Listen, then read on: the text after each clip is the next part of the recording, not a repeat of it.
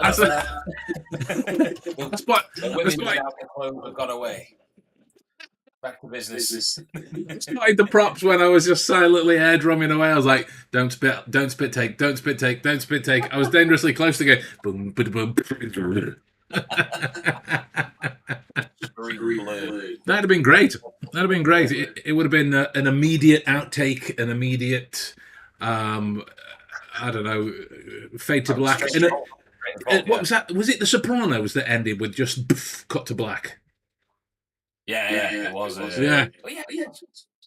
Was it? No. Yeah, it was. It doesn't really matter, I guess, but some TV show somewhere. A generation of people. Yeah. Anybody invested in that show immediately took to the producer's door with knives and hatchets. Absolutely. To revivify the nature of The Sopranos. Absolutely. No, exactly. Yeah. So how's things, sir? Not too bad, mate. Not too bad. What have I been doing? What have you been doing? There's another game out on the. I've renamed it the Sholto Inc. page to give it Do tell. An inclusive game feel, as it were. I thought okay. We have something there because we've got all our web series stuff. We've got all the stuff that we do with Sherlock, and I thought we've got the game, and I thought the game needs a sequel of some sort, and I thought but does it need a sequel, or does it need more things on the page and make it kind of more of a collection of puzzles and activity and things. So we've got our main page where you can go watch things, and then our other page where you can go do things and have a great time doing these things. I like that you showed us. You can watch things, you can do things. Go solve things. Go have a look at things. Just try different things. And it also gives us, I thought, if we've got a page where it's not just pinned down to just an escape game, we can try all sorts of stuff. Observation games, little sort of little things we can do to entertain people, entertain ourselves, try different avenues and obstacles and doors and what have you. Options, as they were. I am tumescent at the possibilities, sir. Yes, that's it. There's a VR option we can do at some point. Are we looking into that? We can make a game in VR. All people need is a VR. Who wouldn't want to be able to wear this beard? I mean, come on. Not grow your own. Never mind any of that. Wear this specific beard. We'll make a game called Be Ben. Oh, yours? But yours is more like, yours isn't a staple part of your face. Yours comes and goes. Mine just disappears. It falls off and I put another one on. As it happens, the grey stage for some reason. I don't know why that's happening. It's because you're channeling your inner Doctor Strange. Yeah. I'm thinking of making a game which is basically just in here on the stairs, and I'm going to call it Escape the Stairs. Get out from under the stairs. That's an escape room under your stairs. That's what you know, like most of these kind of shite on ITV2, like I'm a Celebrity, Get Me Out of Here has I'm a Celebrity, Get Me Out of Here now. Love Island has whatever Love Island is on ITV2, where you catch up on it like straight after the show. We should have the Deductionist podcast, and then afterwards have Under the Stairs. Like Talking Dead, that kind of thing, where we just talk about the talking deduction. Oh, hang on. Damn it, I can't watch it with sound right now. Oh, I'll pop the comment on. I can't watch it with sound right now. I hope there'll be a replay. That says, scouring the internet to find information about getting superhuman smell. Well, don't worry. We have it covered. In terms of a replay, don't worry about a replay. I'm presuming you are new to the channel, but don't worry about a replay because it will be posted, as the podcasts always are, Fridays. So this is just the live session where anybody who is about can join in if they want to. Have a word with us. Yeah. Tell us to pipe down. Yeah, tell us to pipe down. Tell us to wear less offensive T-shirts. I've just noticed the Carol T-shirt that I've got on. Whoops. Have less offensive man boobs and that kind of thing. They have become quite offensive, I'm not going to lie. I've been working on these bad boys. They are Listen, to behold. If Terry Crews can make a career out of flexing his, then so can you.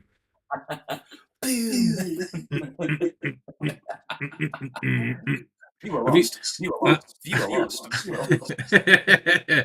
Why is the subscriber count going down? No! the comments fly in. Adam, get your boobs out immediately. 1 million subs. Done. That's it. I'll do it while crying. Makeup running down my face. It's for the money. For my OnlyFans. This is so off-brand with the nature of Psych. They are a family-friendly dramedy. I think is the exact term. The drama comedy and the like. And so far, I'm wearing this T-shirt. We've mentioned Adam's breasts and OnlyFans. Do you want us to mention more? I apologise to Steve Franks unreservedly because I am going to send him this episode afterwards. I'll see you all in court. Well, I presume you don't know because you've only clocked a few episodes. I'm the Psych-O of the group here. Steve Franks wrote Psych. It came up with the concept and got it made. The first episode, they got in writers after the fact. I've been listening to the podcast that's run by Maggie and Tim it's called The Psychologists Are In. They play Juliet O'Hara and Carlton Lasseter. And the like on the show. I did an episode a while back on the importance of Carlton Lasseter. We've spoken about Henry Spencer as well before. The guy who sent me the voice clip on the day. Yeah. among the other celebrity wedding videos of that day. I know. Like we got like how many? 2. We got 2. Right? Yeah. I'm a famous podcaster now. You told me this.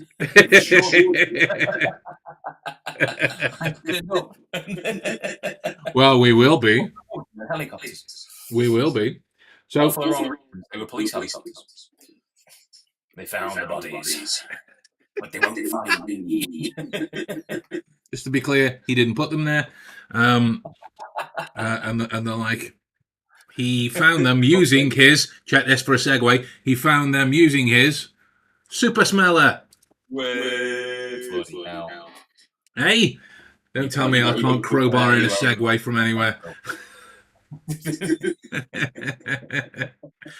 So, in short, sir, Burton Guster, sometimes known as Burton Guster, as part of the show, or Gus TT Showbiz and the like, often referred to as not being this crevice in Sean's arm, which will make no sense to you whatsoever. There's a kind of recurring part on the show when Sean introduces himself. He's like, "Hi, I'm Sean Spencer, and this is my partner," and then just makes up a name on the spot. I'd like Gus TT Showbiz was one of them, and then whenever Gus is acting out or moaning and whatnot, there'll be things like, "Gus, don't be this crevice in my arm. Gus, don't be the ribs that tips over Fred Flintstone's car." Kind of thing. It's great. Can we please start our podcast that way? I'll introduce you as someone completely different, and you be vice versa every time. That's it. Welcome back. My name's Ben Cardall, and this is Methuselah Honeysuckle. Although I should say that was Henry Spencer's one. That wasn't Sean. Fine. I'm sorry. I just realised that we were both talking over the top of each other. What were you saying? You can. No, it's okay. We can be so delightfully British, and you can go. What was that? I don't know. Do not know. Was that your innate Britishness coming out? Out nasally. You sound like the guy from Family Guy with what was his name?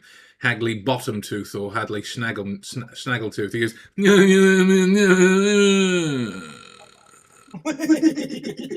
that guy. yeah, that guy. But his jaw, like, kind of from the side, it sticks out here, sort of thing. Yeah. Anyway. People listening to this now. I know, God. Subscriber lost. Anyway, so Gus, amongst his seemingly endless knowledge of everything from his job, which involves pharmaceutical sales, but in terms of random stuff, he's an expert safecracker. He's got an almost savant-like knowledge of area codes and zip codes and the like. Amongst that ridiculously awesome skill set, he has what he refers to as the super smeller and the like. So whenever there is a moment where they are running low on information, you'll see Gus start to do this.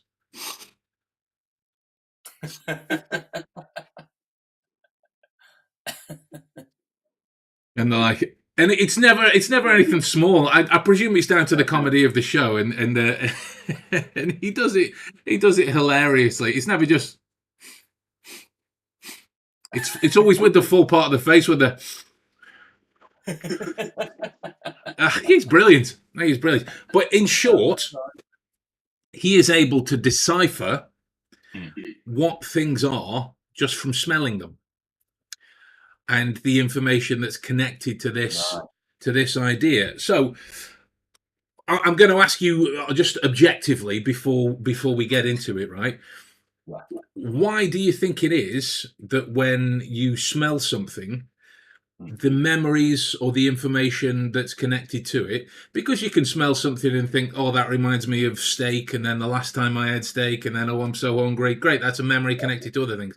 Or you could smell like, that smells disgusting, that makes me want to vomit. And the like, it has equally powerful effects. So why do you think it is that on the surface, the nature of smelling is connected to strong thoughts, strong memories, strong images this way? Personally, I'd say for me, smelling is nostalgic in a way. The most memorable smells I have are of things that remind me of the past. That's the time when I can tell you that is, oh God, that. I know this is weird. Weirdly say that candle. Mate, I've got 3 packs of incense over there that we burn on a regular basis. You're in good company, sir. You're in good company. There's a certain smell that I can only get in my dad's garden. Of like, for some reason, that area specifically, I'll go back to a certain time, or around houses or anything like that. It's a very kind of like iconic smells in everybody's house. Sometimes you might find the same smell in every house, but I will know, like, if I smell somewhere whose house it is. It's a dead weird thing I've been able to do, but it's sort of like, and I imagine a lot of people can do it as well, but it just reminds them and takes them back. There was a while ago, even years, certain years, it's just like sometimes I smell something and it's like, God, I remember way back when I did that, and I had that aftershave on, and now I can smell that, and it brought me straight back to such and such a time. Or, like you say, the other way around, where this is more of a grosser aspect. Cover your ears, delicate people. Cover your ears. We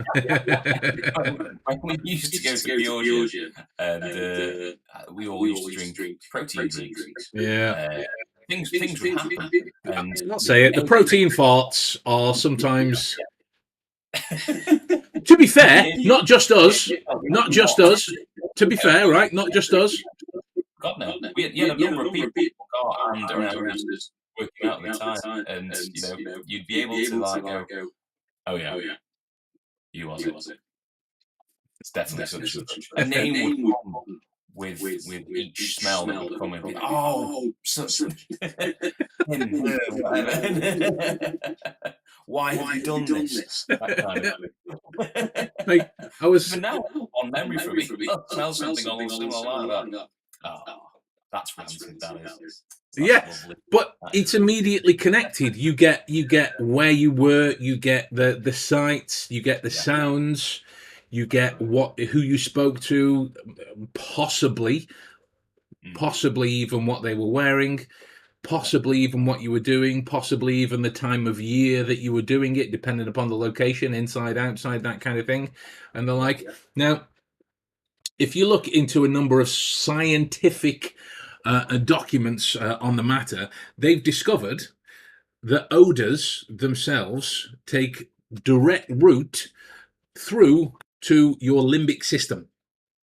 And your limbic system is, I can't show you specifically because it'd be kind of like back here inside of your head kind of thing.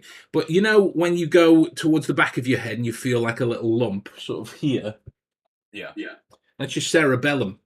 So imagine going just like a couple of inches in that way.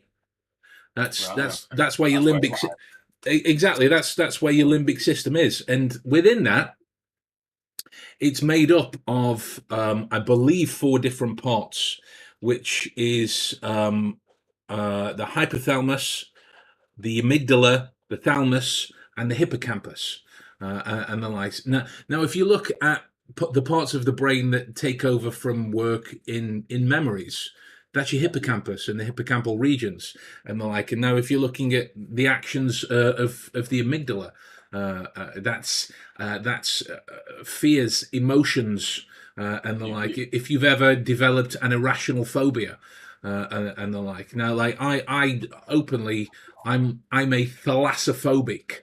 And the like, which means I have fears of the deep ocean, and the like. I have that. I think I have that. Yeah, which absolutely. I mean, I would argue that it's not irrational at all. It's terrifying in the ocean. There's things in there which can just completely eviscerate you. Just eviscerate you.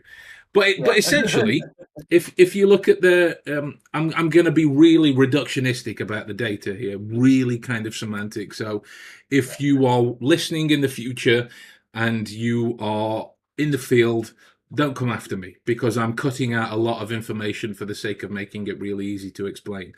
If you look at what the amygdala does when it remembers a fear, you have an intense experience of holy fucking shit, I'm scared out of my mind, and your amygdala through your visual cortex will essentially take a picture of that kind of thing. This is how people can develop fears of cotton wool, olives, sunflowers is a really popular one.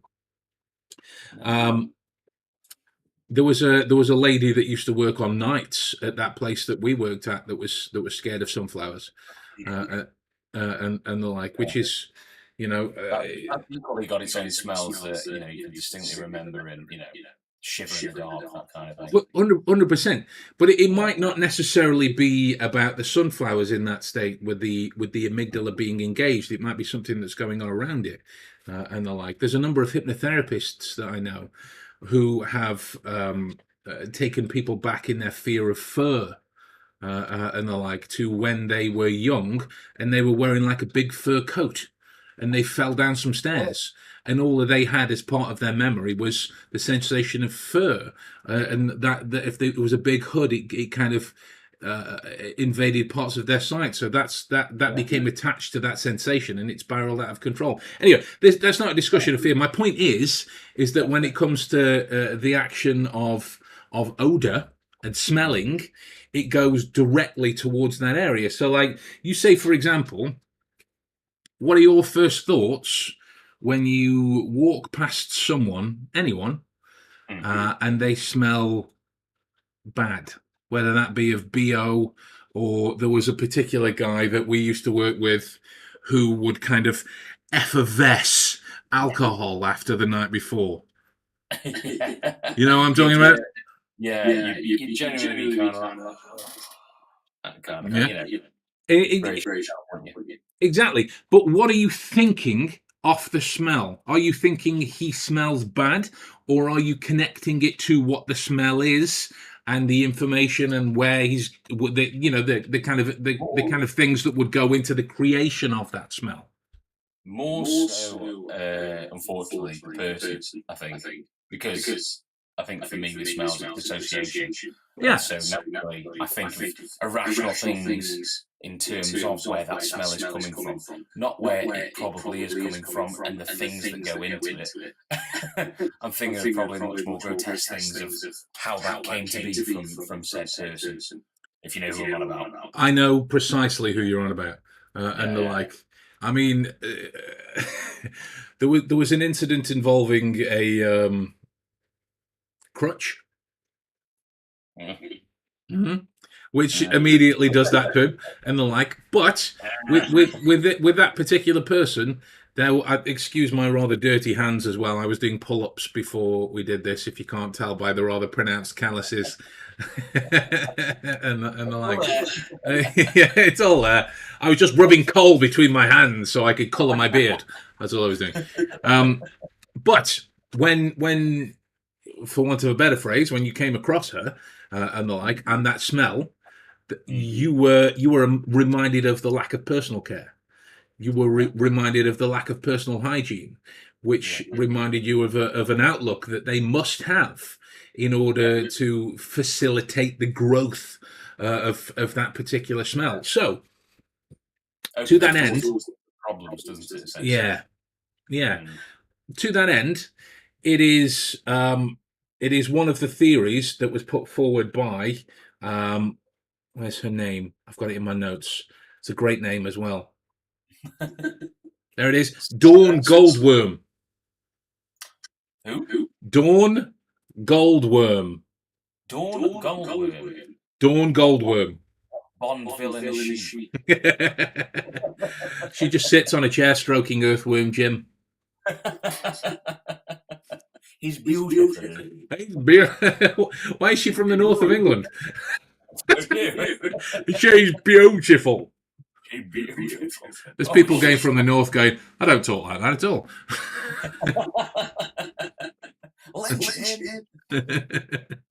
Anyway, so her theory is not really a theory anymore, and the like. This has been proven to be understood now at this stage. It's, to the best of my knowledge, just to qualify that, because I've not read all the data that exists on this particular bit. To the best of my knowledge, this is irrefutable, and the like.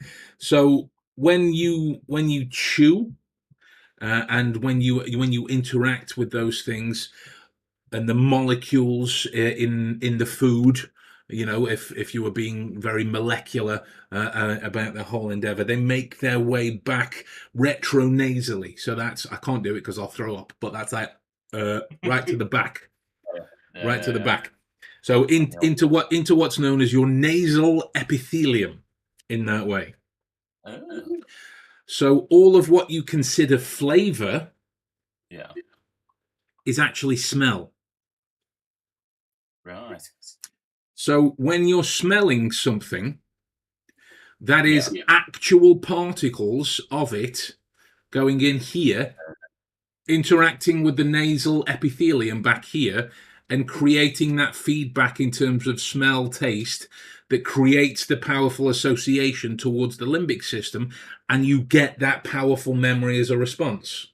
See, now, unfortunately, because of that information, you're turning those horrific memories of smell for me into more traumatizing realities. Because I'm becoming well aware now that I've tasted these things. Essentially. You have. They've been in. We need like a little soundbite of Meg from Family Guy going, "A part of me is inside of you, Brian." That's what we need. As gross as that may sound, but technically speaking, I did not want. Technically speaking, that's the truth, right? Yeah. So if you think about it, when you are eating something like, oh God, I don't know, ice cream. I was thinking of something particularly sweet. What? Just so long as it's not something as workaday as vanilla. Yeah. You know, even if it's Neapolitan ice cream and the like. Which, as a side note, when I was at doing my very first degree in university, I was in a class with a girl that when Neapolitan ice cream got brought up, she said, "Is that named after that French guy?" Yes. Why not? That was by and large our response. It was kind of like, nice. yeah, it is. But like it wasn't annoying. You couldn't stay mad at her because she is by far and away. I mean, I imagine she is now, like because I've not spoken to her in maybe a decade. But she was by far and away the sweetest, most loveliest person you would ever hope to meet. And as a side note, we used to play these kind of trust games that you would do with fellow actors and the like, where a bunch of you would stand on one side of the room and a bunch of you would stand on the other. And it's the job of one person to be blindfolded and then run towards the person calling out their name, right? Yeah. Now I'm partnered with her in this particular game. And you know, like for how I am now, I've not really changed much in size for how I was when I was 18, 19, 20. I'm just the same in that way. So I'm quite a large individual. She was 5'3", and she was maybe I'd hazard a guess, maybe 8 stone, 9 stone wet through. She was a tiny lady. And she said at the start, "Ben, just follow my voice." I said, "Insert name here. Be warned, because I don't care if I charge into the wall." This was right at the kind of peak of my stunt training during this particular time. So I was at the stage where, like, even if I charge at the wall, I know what to do. So I got the blindfold on and I ran. My intention was to stop a few feet before her. Yeah. Because we'd been in that room a few times and I knew how many strides it took. Yeah. Little did I know that because she was so unsettled, she'd moved forwards to try and stop me from... You steamrolled it. I steamrolled her. Bad man. I steamrolled her. Anyway, so you are smelling. Look, you are eating ice cream. Yeah. And the like at this particular stage, and this is something I encourage everybody to do. Not just eating ice cream, the experiment itself. Obviously, if you're lactose intolerant, choose a different brand or don't eat ice cream. But when you're eating it, you can taste like the chocolate or the vanilla or the strawberry or whatever other bits. If it's Rocky Road, you can taste the marshmallows. If it's cookie dough, you can taste the bits or whatever it is. You can taste it all rustling around in there, right? What you do is you swallow your ice cream, palate cleanser, bit of water, wash it all out. Yeah. Hold your nose. Then put the ice cream in. It will just taste sweet because the sugar is interacting with the taste buds. You can't get much else of the flavour. If you think about what is the old wives' tale that came out of trying to help children take their medicine? Yeah. Can't taste. You would hold your nose to stop tasting it as much, right? Do that with me and vegetables. I enjoy smelling bourbon and whiskey types. I love picking out the layered scents in them.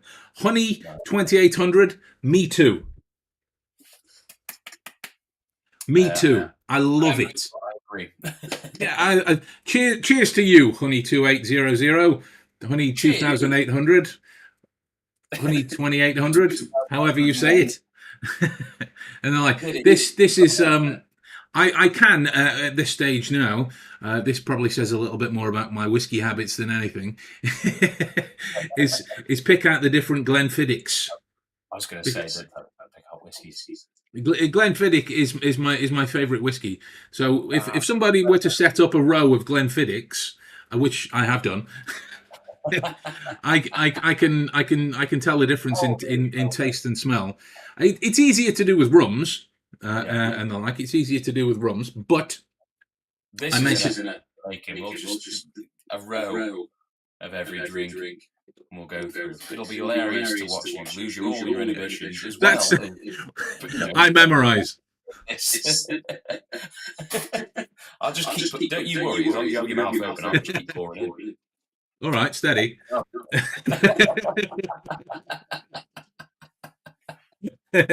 But so Miss or Mrs. I don't know. Goldworm's final thoughts on this is: when you're walking down the street, consciously indicate what you're smelling.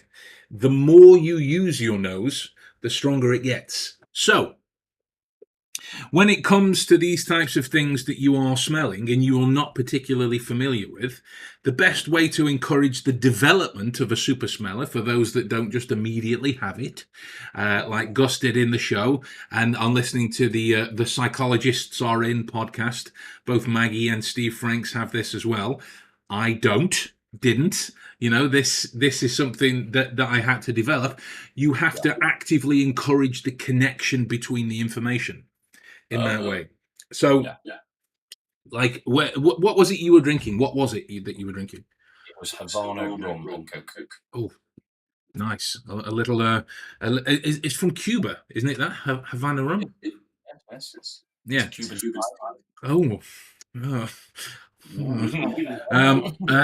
Anyway, before we digress into some random Sue juicer, very good, sir. Very good, sir. Yes.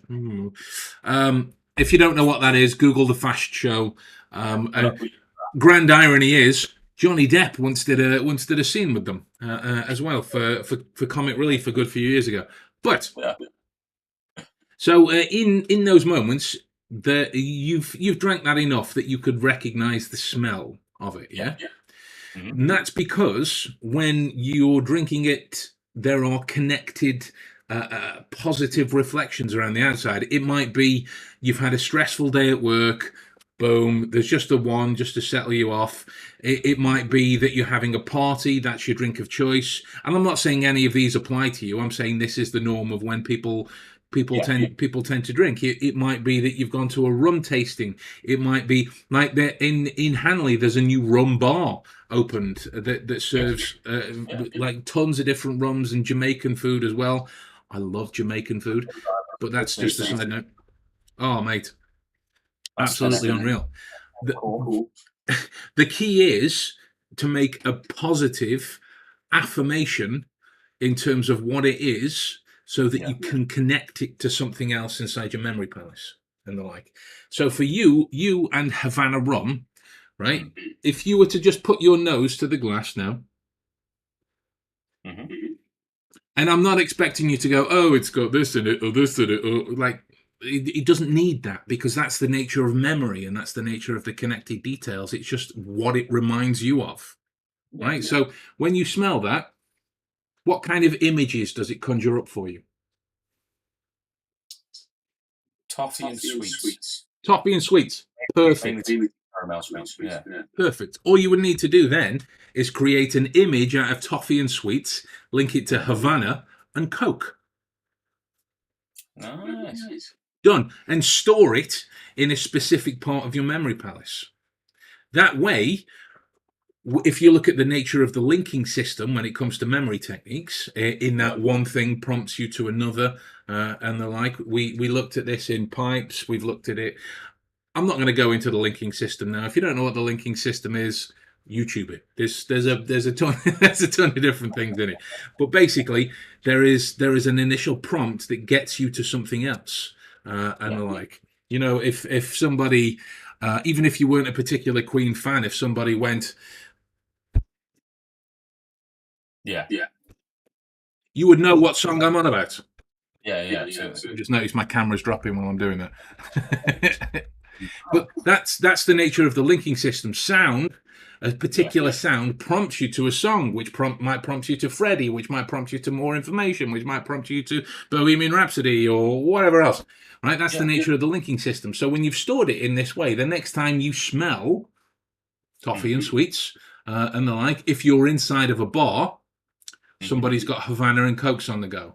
If you're inside of a sweet shop, that's a different thing. It might be, this toffee smells exactly like Havana and Coke and the like, because you're visually being presented with something that's different. If you want to challenge the smell further, do it in the like, because you're naturally engaging curiosity. If you don't have curiosity when it comes to deduction, detection, memorization, any of that kind of stuff that we've spoken about previously, then you're never going to have the cerebral inclination, to fancy up the words a bit, to store that kind of information. So when I'm thinking, exactly. So for me, when I'm thinking of Glen 15,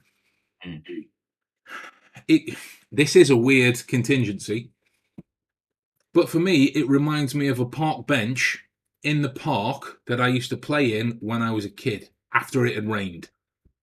Right, okay. It's got that same kind of aroma about it. There may have been alcohol poured into the wood. I mean, I don't know. I didn't exactly live in a pleasant park growing up. But that's what the smell reminds me of. So rather than challenging the immediate connection, roll with it. Use the information so that next time you get a smell that comes by in terms of, and then you get that limbic system response that connects to the strong memory of this park bench. Glenfiddich 15-year-old and the like. Oh, incredible. I mean, it's like, I never thought of it before, sort of, memorizing these smells and putting them to a place where you can store them, because I thought of it as like, you'll need to not just memorize the smell, you've got to indicate the ingredients that go with the smell. Like the details that come with it have to be, it's got to be, it's this, and this. I never thought of like, doesn't necessarily matter, it's just what it reminds you of.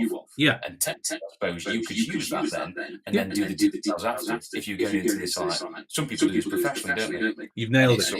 I know immediately kind of thing. I suppose it's like two different trains of thought. Yeah.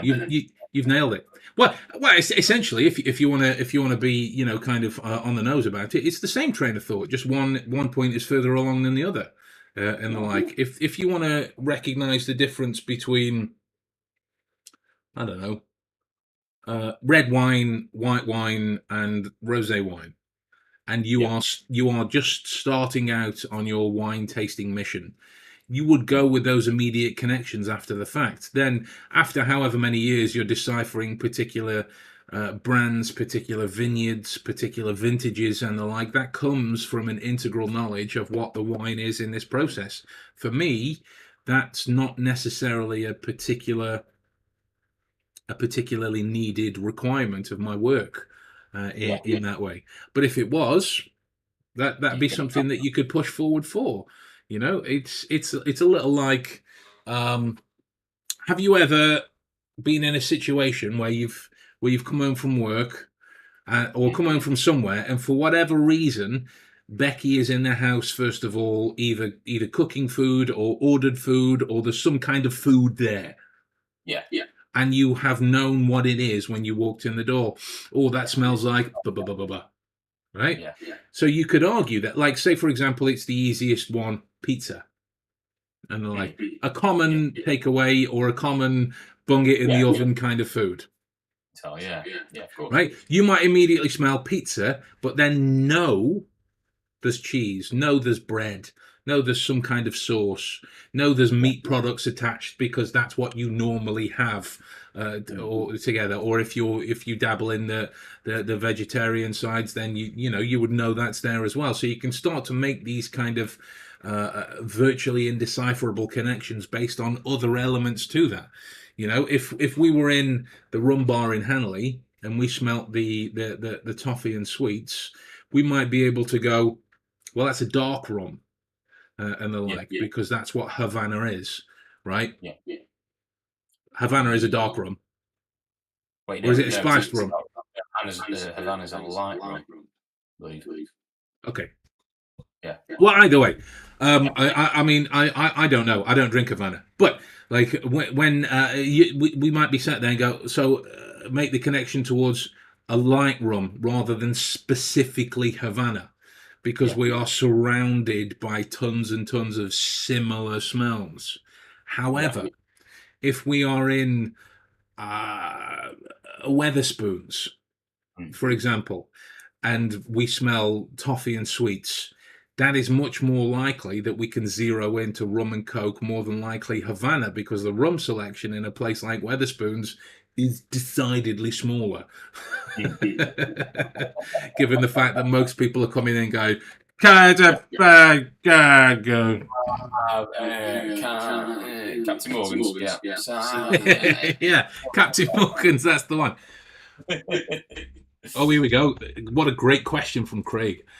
What's the weirdest and or most disgusting thing that you have had to choose to smell during your year's training? Sorry, but it had to be asked. I see. You've been round his house now. He thinks you smelt it. Know what he did. Craig's been under my arm, so he knows what bad smells are like. You got his.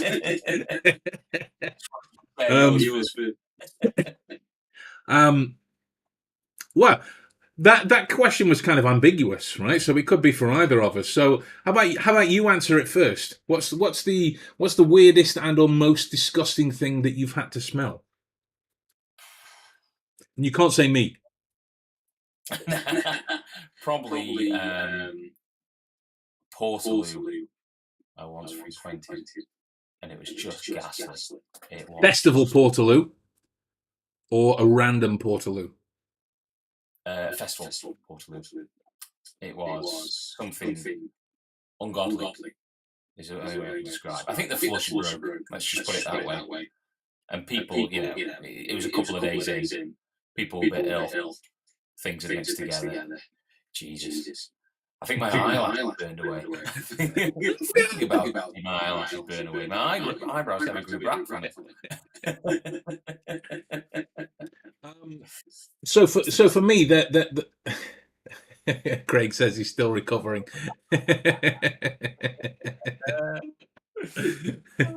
He did used to have like a full head of hair, but he went round and there was like a bald streak around after the fact.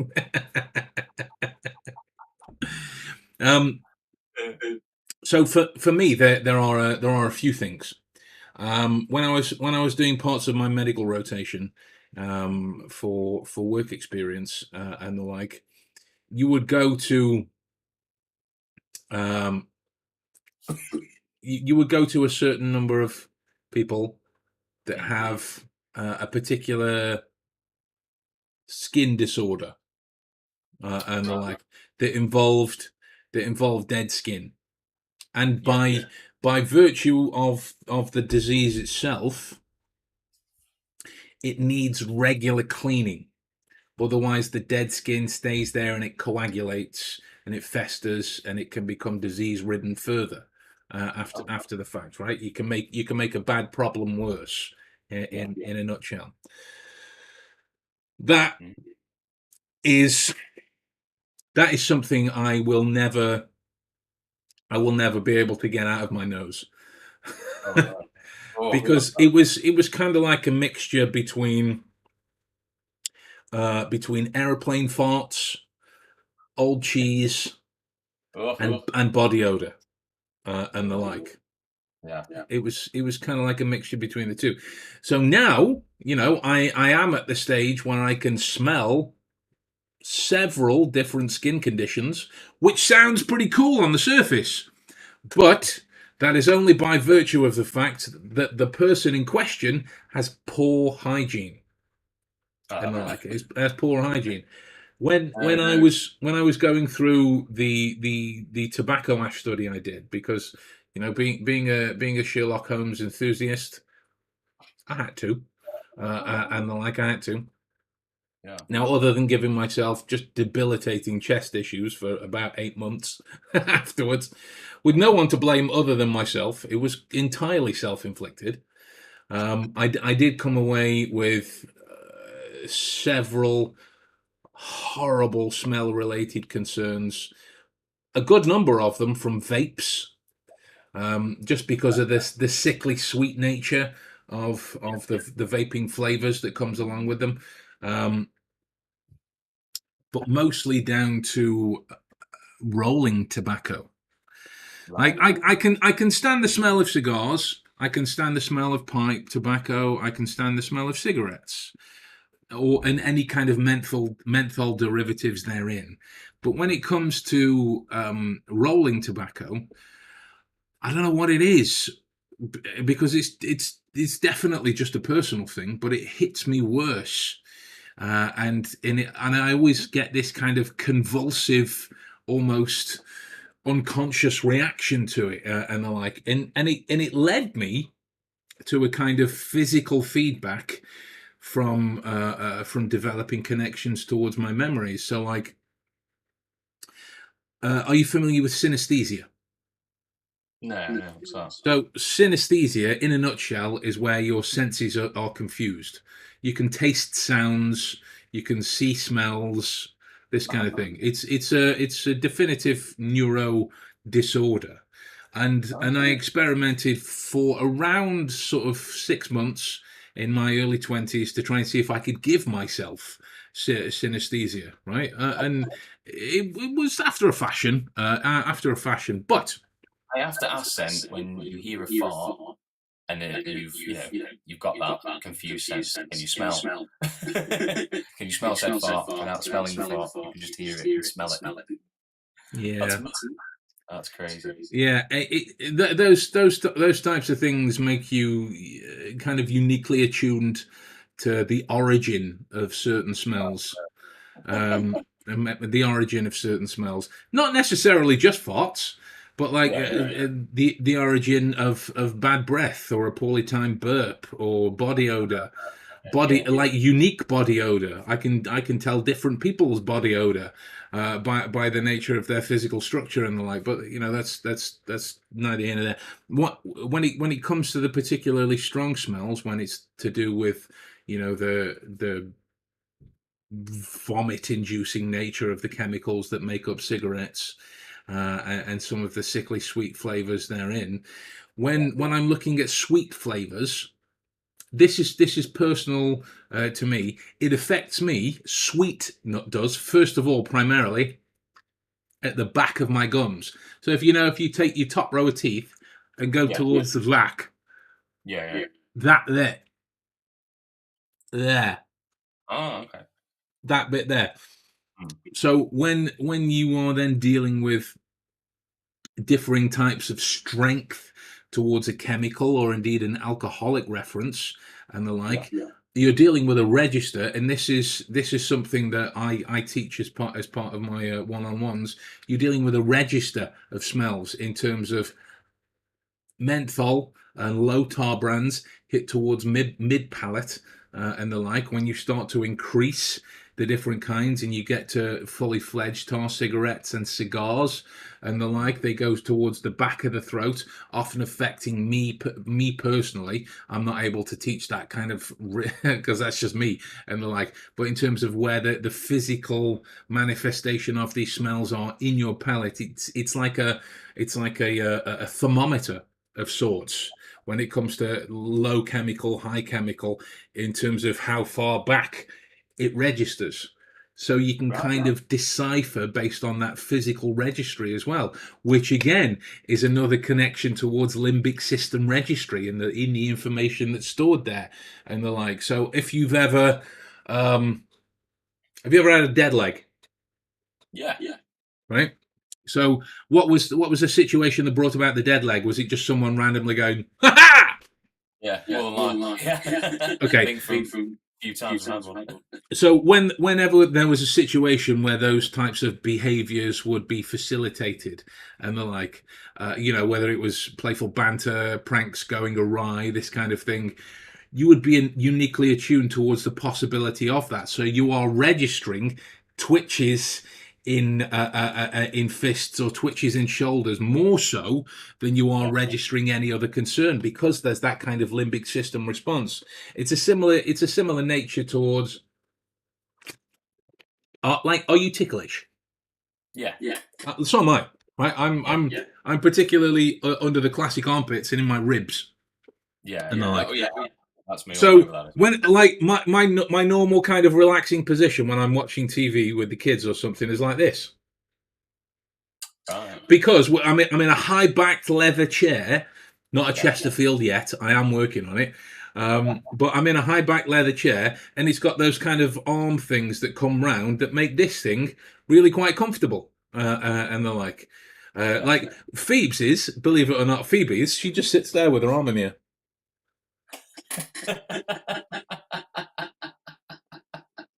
It's great. A question. Yeah, but like straight up, like she'll move her body to the side so it kind of stands. Anyway, so when I'm like this, every now and again, your Phoebes will go, boo, and I'll be like, hey, and the like. Yeah. And then I'll go back to this, but I'll find that when I'm watching the film, I'm not as focused on the film. I'm more attuned to her because I'm connected deeply to this limbic system registry and the like, because there's such an emotive trigger behind it. So, honey 2800, an abscessed tooth is a very bad smell. Oh yeah, I can imagine. Yeah, I'm straight up there. What think about like this is going to tell you a little too much about the long nights of training that I spent. Right, I'm not a weed smoker. I'm heroically asthmatic, so that would be like a dangerous aspect for me. So rather than going wandering the streets outside here, because there are a lot of weed smokers outside my house, and talking to them, which I have done, and the like, but I come across as some kind of weird CI after the fact. I managed to find online an irreverent scratch and sniff element that gives you. For a minute, I thought you said you'd found a reverend scratch and sniff. This is reverend scratch and sniff.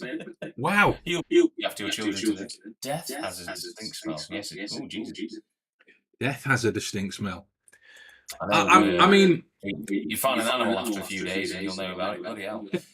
That's my only frame of reference for that. There was a couple of moments where I've broken down on the motorway, and it was next to some roadkill. Yeah, and the like. That's my only frame of reference. To this stage, I've not actually been around a dead human being, so I have no frame of reference for that. For my like there was the roadkill one. I think I've been on the road before, where especially on a hot day, and you God, Jesus Christ, with the tarmac as well, it adds to it. Yeah, there's just. It's just like opening the oven door and smelling those fresh cookies. Apart from those cookies are, badger. That sounds wrong. No, I just don't know how you picked on the badger. Just badger. Just badger. Sounds like a random badger down there.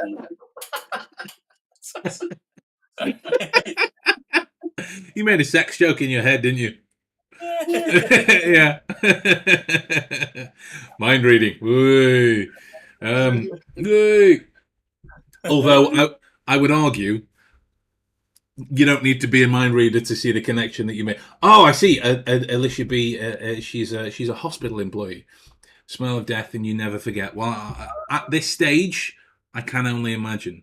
I mean, I'm familiar on a kind of informational basis of the process of death, so I can imagine what it would smell like, but I can also imagine that nothing would compare to actually smelling it. Yeah. They say old people have a distinct smell.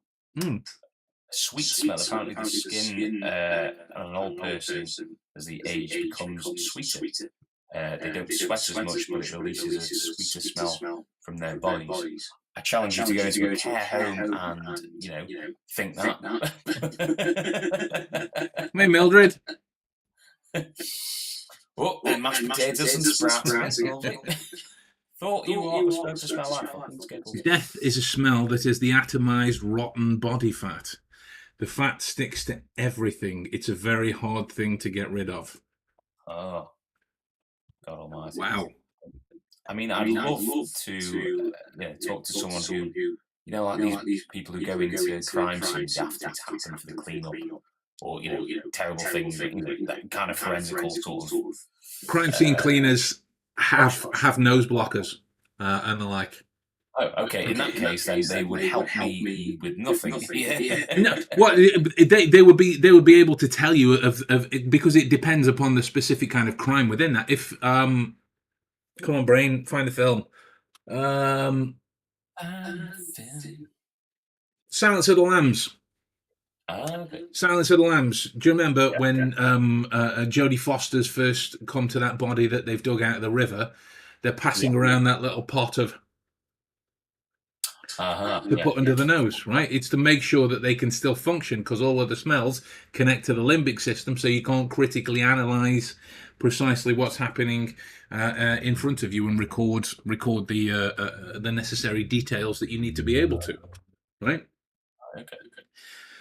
So there is a book that you can track down if it is that you would like to look into the neurobiology of this particular stuff further. It's from the Johns Hopkins University Press in Baltimore, and it's literally called Learning to Smell: Olfactory Perception from Neurobiology to Behavior. It's a great book. And the like. It's a great book. It doesn't beat sessions with yours truly, but I have to say it's a good book, right? And so it will go through things like the functions of the olfactory system in animals and humans, and the like. If you look at the nature of how dogs smell, using what's known as their vomeronasal cavity, you can tell their familiarity with a particular situation or a particular area, depending upon how they sniff something, right? And the like. If they are going for, that kind of normal breathing pattern, quote unquote normal breathing pattern, there is a familiarity to whatever they're smelling, or a familiarity to wherever they are. If you look at the vomeronasal cavity, they would have to go, because they're trying to take in little bits of the smell to process what it is, to taste it, to figure out what it is, where it's from, and the like. Okay. Just in a nutshell. If you look at the book will also look at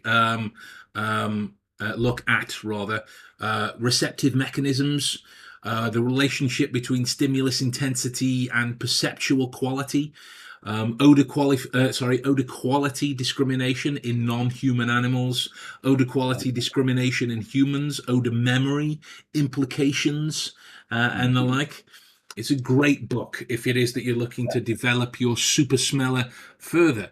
But that will just give you the scientific basis for how you can actually nurture and develop this when you are out in the field, if you want to think of it that way, which is a rather kind of robust term for going down the shops. And the like. When you're coming across smells, if it is that there's no immediate connection to information that's already stored, there needs to be a conscious activity behind it. Oh God, what is that? What is that? What is that? And that is a process that is not only beneficial for your super smeller, but it's also beneficial for your reasoning aspect as well, to be consistently figuring out what's processing information. Does this fit here? Does it not fit here? How can I make it work for me further? So develop those conscious connections between whatever it is, and your super smeller will develop to Burton Guster level standards. dear God. Buh, buh, Experience buh, to get buh, buh, buh, buh. That's amazing. Well, yeah. I mean, it certainly helps. Like, I've been. It comes in use. It's not just some sort of fucking, hill that kids can sled on. I can actually use it as utility.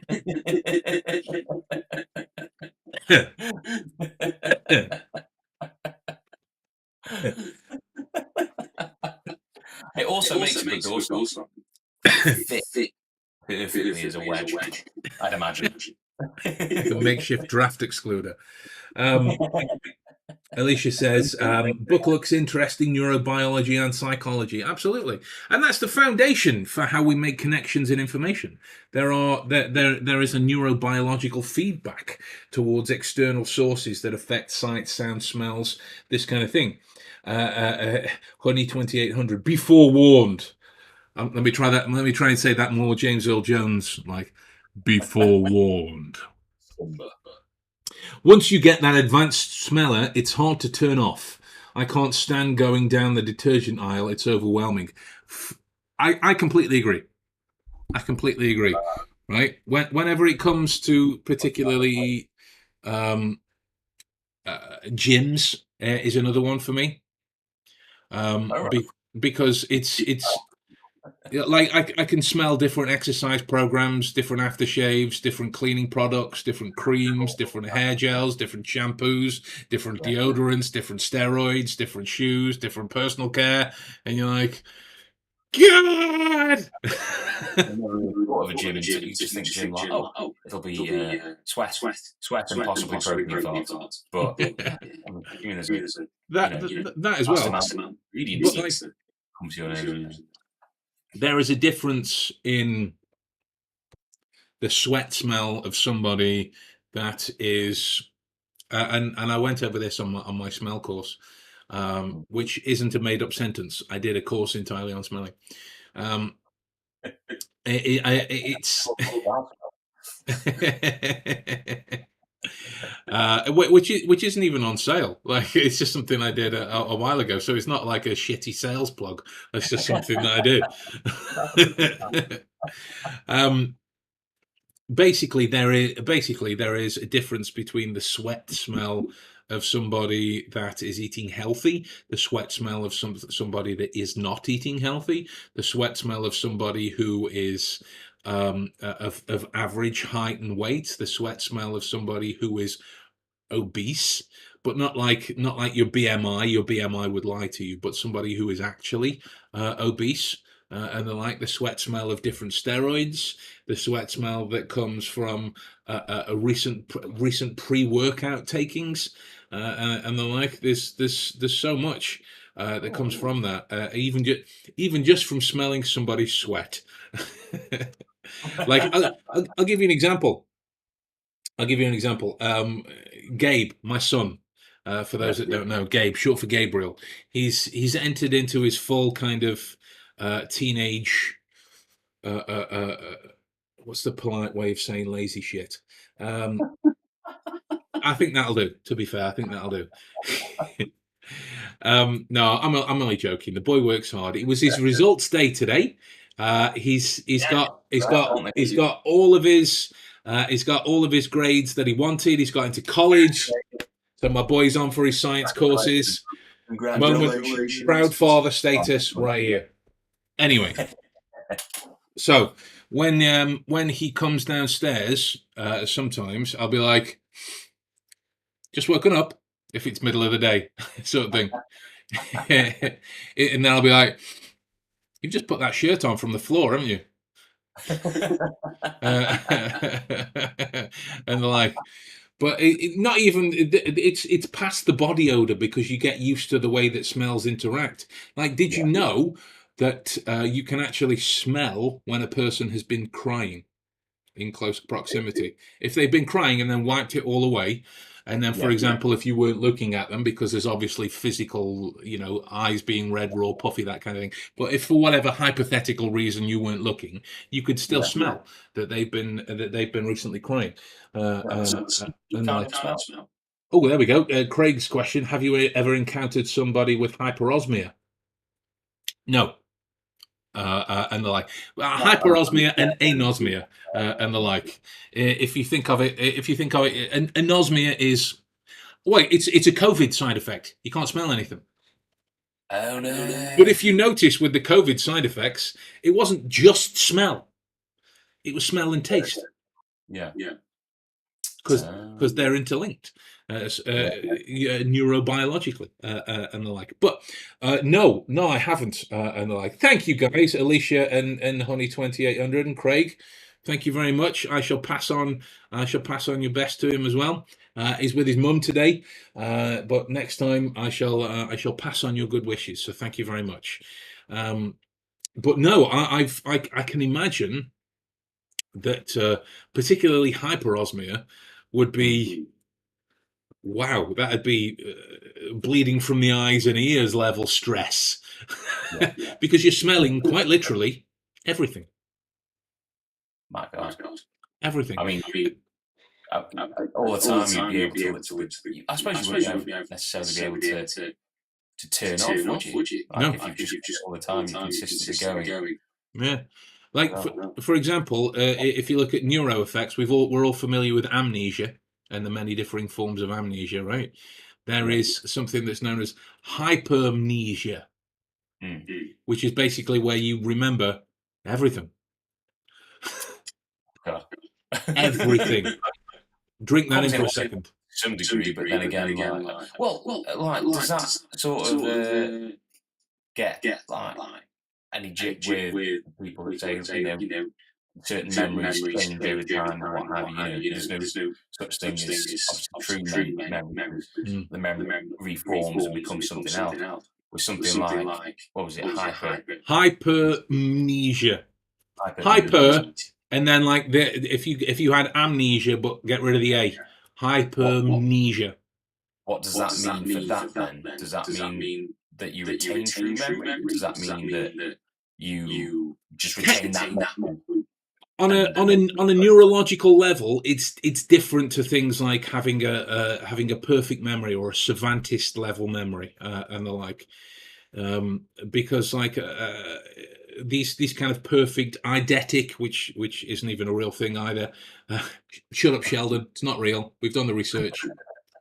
It doesn't exist. I don't have a photographic memory. I have an eidetic memory. No, what you have is a script writer. Suck it. Boom. Anyway, so when you look at those elements,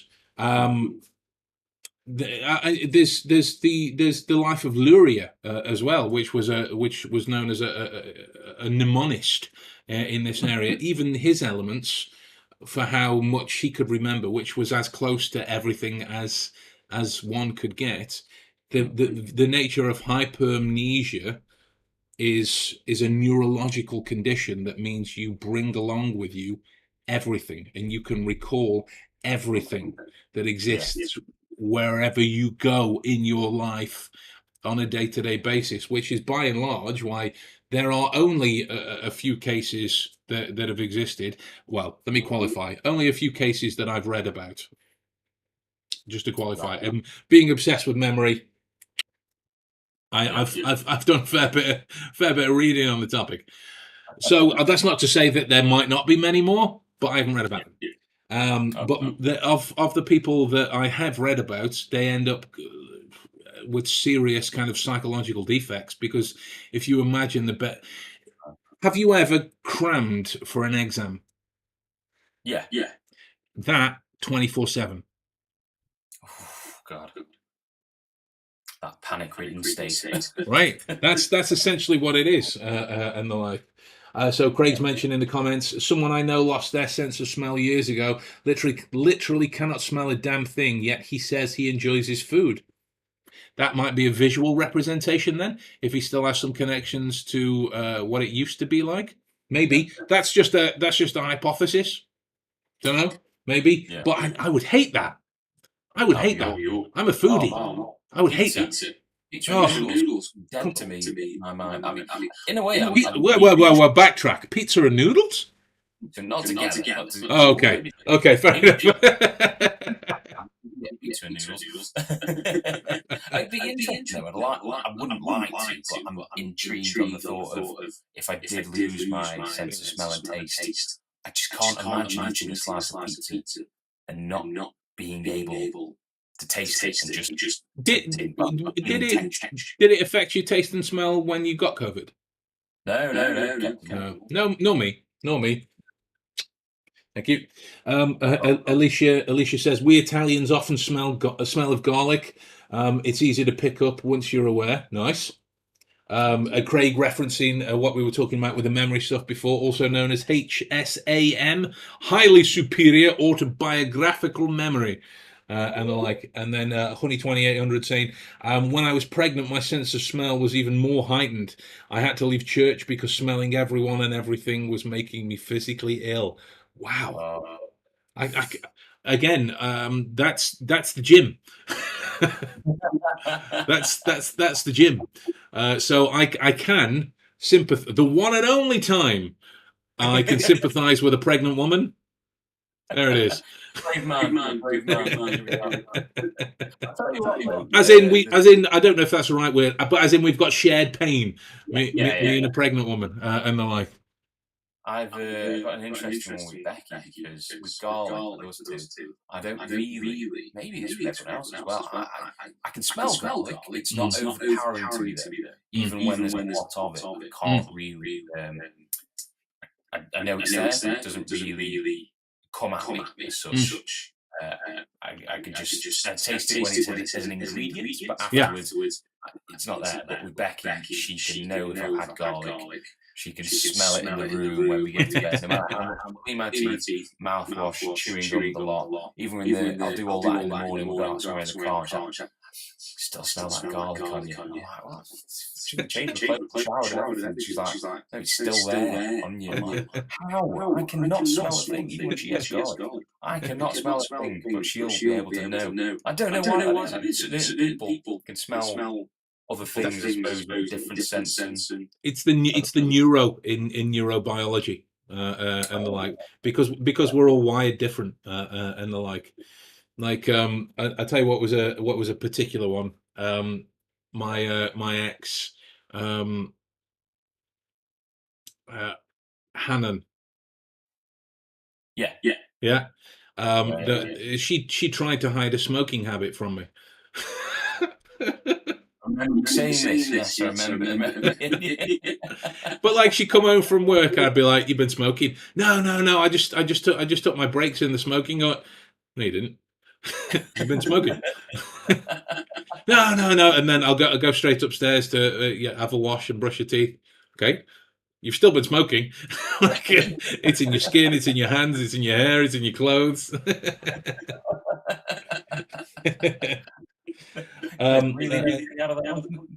Ella should be saying, hormone fluctuations do crazy things. You're goddamn right they do. Fascinating conversation regarding smell. Thank you. You are very welcome. Thank you for sticking around. Matus. I'm sorry if I'm butchering your name, but I don't know how to pronounce it. Matus Guga. Hey Ben, what's the most specific smell you ever recognized? Oh, specific. What comes to you the most? In the night.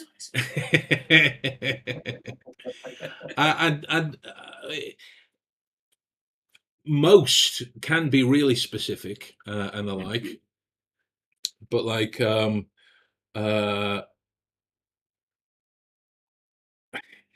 last stag do I was on, so not mine.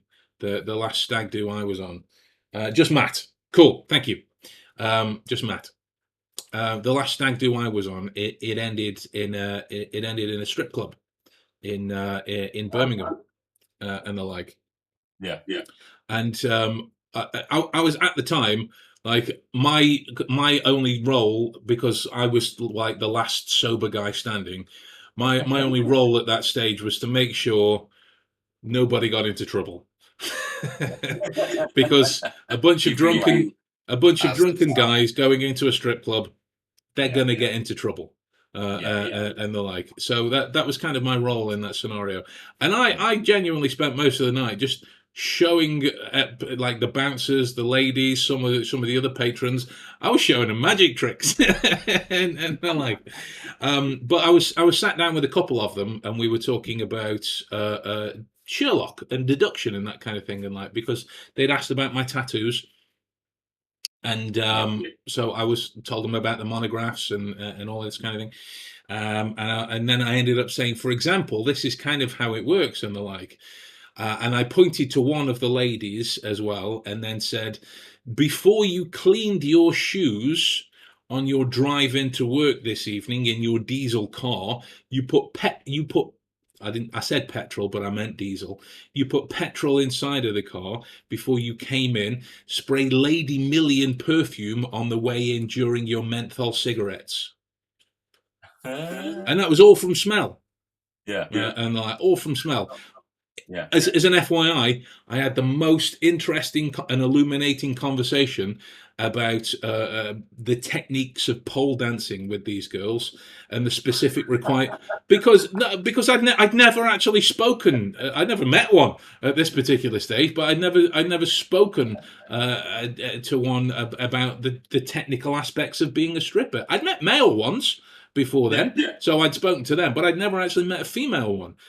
So I was talking to them about their shoes and the different kinds of shoes that they have to wear to do different kinds of dancing and different kinds of practice, different kinds of weights in the shoes for when they're training on the poles and this kind of thing. You're like, what the fuck is this?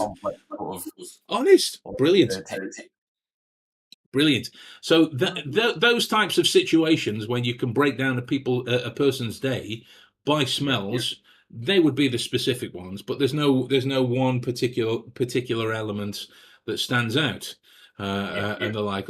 Because after the fact, it's like you smoke Marlboros. And the like, that's very specific, and the like, but that just comes from practice.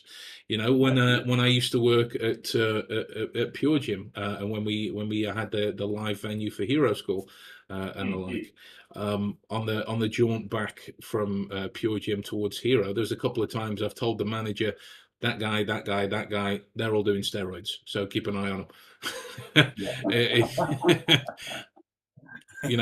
What they do outside of the gym is up to them. But what they do inside of the gym, that's our business, and the like, in that particular situation. So that's good to see where we're coming hand in hand. Absolutely. Like, where could this fit in then? And exactly example like that, really. Exactly. When I did a few doorman shifts in preparation for the follow up to the monographs, there was a couple of times you get the really good guys that go, no, I've not been drinking tonight. Yes, you have. You're very drunk. Go away. And the like. But Honey 2800 rightly pointing out, pole dancing takes a ton of upper body strength and core strength. Abso-flogging-lutely it does. My one and only pole dancing trick is the human flag. That's my one and only pole dancing trick. Besides, and I can attest to how much I want to just explode from this region, and the like. It's horrible. Try smelling various gins. Talk about complexity. Monkey 47 is like a party in your nose. Love it. Well, I get the feeling, guys, that we could talk about this all night, and invariably we may call back to some of the tasks and skill sets from Psych at a later stage. But we're gonna draw this to a close, mostly because I'm hungry and I want to go and have my tea. I won't lie to you. I am hungry. You're driving this man. I'll be honest with you. I want to go and eat some food. I can't really say fairer than that. Pizza and noodles. Yeah, Adam's going to go have pizza and noodles. I'm going to go and have Monkey 47. So with that in mind, guys, I'm going to love you and leave you. It's goodbye from me, Ben Cardall, and it's goodbye from Methuselah Honeysuckle.